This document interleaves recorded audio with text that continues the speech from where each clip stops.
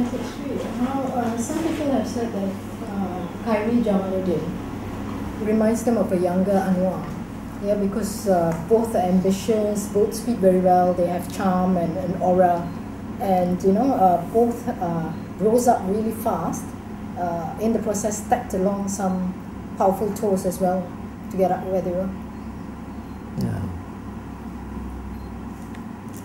So, what do you want me to say? Yeah. Do you agree that Khairi is a younger you? I don't know. Frankly, I don't know him that well. I met him once soon after I was released, and I wanted him to facilitate the passport because I was in excruciating pain. Even when he met me, I was in excruciating pain. He sounded reasonably intelligent to me, and he was very polite in that meeting. But I thought that some of his statements and words appeared to be rather arrogant, and I was firm and tough. There was a difference between arrogance and firmness. And he's extremely well-to-do businessman. And I retired. I was when the point of sack, I had a house and very little savings. So there's big difference there. But otherwise, I don't share this very personal sort of venom and viciousness that is thrown towards him by many others. I don't take it very personal. I did express my disgust when he chose some very, very demeaning terms condemning me, institute civil action. But there's more to try and educate him about basic decency in politics. And I joked even when he said we will hound him, you remember? And I just sang in return. I didn't take it too seriously. When he said I will hound him for being an agent of the Americans, the Chinese, whatever. So I said it reminds me of the song Hound the Dog. So I went around singing, you ain't nothing but a hound dog. But otherwise, but I don't, frankly, and I follow politics quite well. But I don't share this personal venom that people place, and I don't think it is quite correct in the political culture like this. It's not a very popular thing to say these days. It may be perceived as defending him. I'm not defending him, but I don't share the view that people go attributing the entire blame to him for the disastrous defeat. I mean, I think people tend to either overgeneralize or trying to apportion the blame to the rest. And I think he's a very convenient scapegoat, although he deserves to an extent, but not to be blamed entirely for the disastrous defeat. There are many faults and many problems. You can see the issues raised. It's not just him, it's just the entire system, the entire leadership. How do you feel about his parents are very, very close, were very, very close friends and associates. I think either when I was in Malay College, when I was in Form 1, other than my dad, his father was the most frequent visitor. So I acknowledge that, but then I think his basic flaw was that he came in with this clear agenda, the correct pronouncements, and then he failed to deliver, either sheer incompetence or being surrounded by corrupt and incompetent team. Najib was my deputy in UMNO Youth. We worked together reasonably well, although I came from this village and he was this, from the very upper class. So I had to adjust myself for some time. But we got along rather well, I can say, and But I thought some of his decisions and instructions were quiet against me. When I was in prison after I was released, it was certainly rough.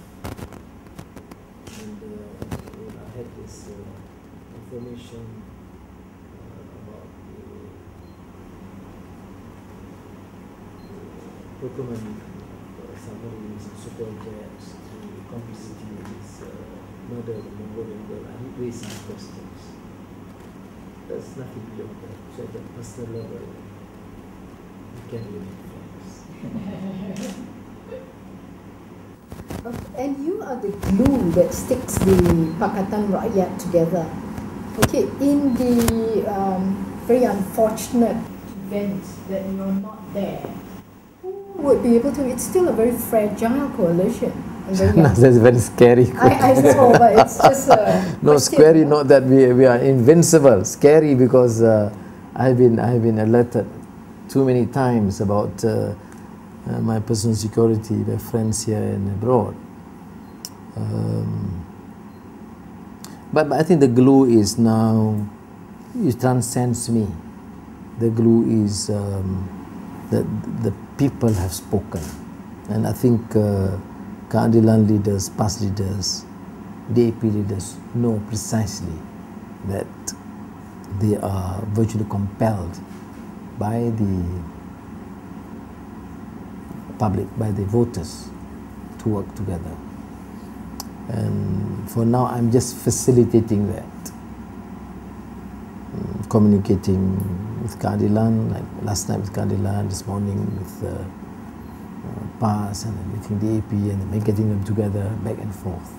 And I think to their credit, they are mature and wise and seem committed to this cause. Is there, so you do see a line of successors, meaning that to carry forward the glue and to... Yeah, we have to prepare that. That should be a priority. But I'm just above 40, so I have a little time, I suppose. And this thing about... This is how old are you? Yeah. I quote Aziza. Aziza said, age is mind over matter. If you do not mind, it does not matter. So I'm just above 40. Okay, about this Malay unity thing. I mean, people are still talking about UMNO might woo PAS over.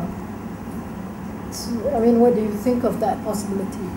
To just join? Well, at the time when UMNO seems to be very desperate, so they become more Malay. But they were less Malay 2 months ago. And the plight with the Malay poor, the marginalized, housing programs throughout the city. There are Malay problems, basic Malay problems, from Kerinci to Gombak to Ampang. Huge Malay problems. The marginalized, the poor in the urban areas. This was not addressed. But now, since the situation is volatile, they are very fractious.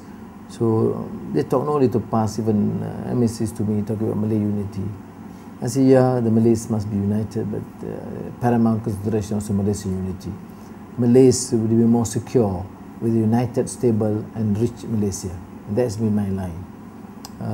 The welfare of the Malays will be guaranteed with a stable Malaysia, a united Malaysia of all races. And this ties in with our economic agenda. I mean, we have to be more competitive, more direct investments, and we'll grow. But then we must have affirmative action. But it is need-based and not race-based. And I think we'll help the Malays much more.